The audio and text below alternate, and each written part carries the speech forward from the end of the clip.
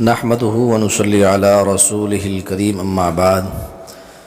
صحیح البخاری سے حضرت ابو ہریرہ رضی اللہ تعالیٰ عنہ کے واسطے سے ایک حدیث تھی کہ لا عدو ولا طیرۃ ولا حامۃ ولا سفر، اور نہ ہی سفر میں کوئی نحوست ہے۔ یہ بخاری کے الفاظ ہیں۔ تو ماہ سفر سے متعلق امام احمد رضا خان بریلوی اور اس طرح علامہ رشید احمد گنگوہی دیوبند سے اور بریلوی مکتبہ فکر سے علماء کے کچھ فتاوی جات اور کچھ توہم پرستیاں، جیسا کہ ماہ سفر کی پہلی 13 تاریخ، اس میں 13 تیزی اس کا نام رکھا جاتا ہے۔ بعض لوگ کہتے ہیں کہ اس کی پہلی 13 تاریخیں جو ہیں وہ سخت بھاری اور تیز ہوتی ہیں، کثرت سے ان میں بلائیں آفات فتن کا نزول ہوتا ہے۔ تو بعض لوگ 13 تاریخ کو صدقہ سمجھ کر چنے ابال کر یا چوری بنا کر تقسیم کرتے ہیں کہ آفات ٹل جائے۔ جہاں تک اس 13 تیزی کا تعلق ہے تو یہ سراسر جہالت اور توہم پرستی ہے اور کچھ نہیں ہے، شریعت میں اس کا کوئی ثبوت نہیں ہے۔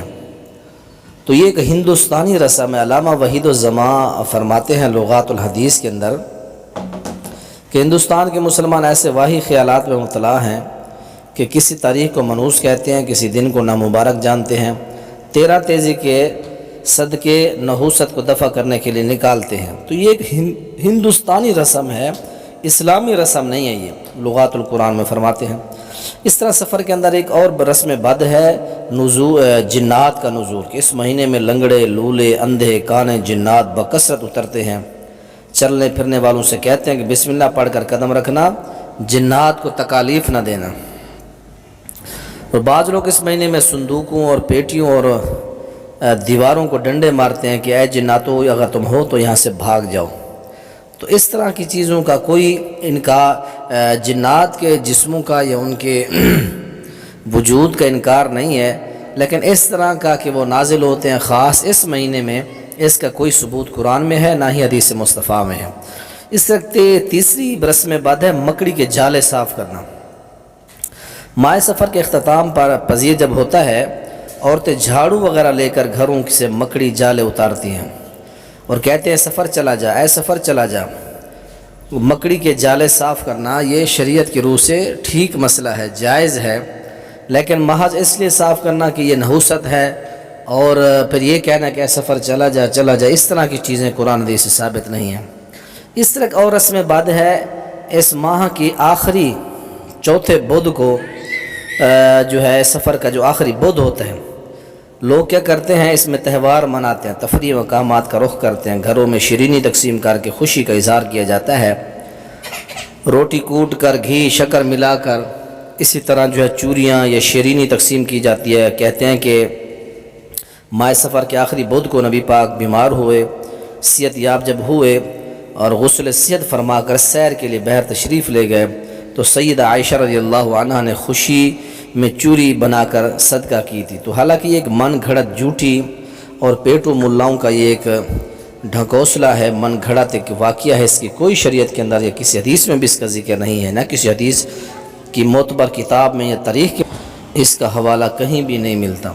علامہ رشید احمد گنگوہی تالیفات رشیدیہ کے صفحہ 154 پر فرماتے ہیں کہ آخری جو چوتھا بدھ ہوتا ہے اس کی کوئی اصل نہیں ہے۔ اس دن جناب رسول اللہ کو شدت مرض واقع ہوئی تھی تو یہودیوں نے خوشی کی تھی۔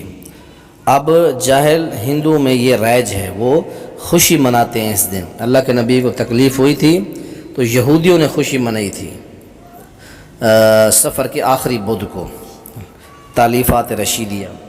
امام احمد رضا خان بریلوی وہ بھی فرماتے ہیں کہ آخری سفر کے آخری بدھ کی کوئی حیثیت نہیں ہے، کوئی اصل نہیں ہے، نہ اس دن صحت یابی حضور کا کوئی ثبوت ملتا ہے کہ آپ صحت یاب ہوئے تھے، بلکہ مرض اس قدر بڑھ گیا جس میں آپ کی وفات ہوئی۔ اس کی ابتدا اسی دن سے ہوئی تھی، احکام شریعہ کے اندر وہ فرماتے ہیں۔ تو اس لیے سفر کے آخری بدھ کے اندر کوئی ایسی بات ثابت نہیں ہے کہ اللہ کے نبی صحت یاب ہوئے تھے، بلکہ آپ کی بیماری کا آغاز اسی بدھ سے، سفر کے آخری بدھ سے ہوا تھا، پھر آگے ربیع الاول کے 10 دن اسی مرض کے اندر گزر گئے، پھر آخرکار آپ صلی اللہ علیہ وسلم کی وفات ہو گئی۔ اس میں کوئی ثبوت نہیں کہ آپ کی صحت یابی ہوئی، آخری بدھ میں چوری کوٹی گئی یا اس طرح کی کوئی شیرینی تقسیم کی گئی۔ یہ ساری جتنے رسم بد ہیں یہ 13 تیزی، جنات کا نزول، مکڑی کے جالے، آخری یہ سب جھوٹ ہے، اللہ بچائے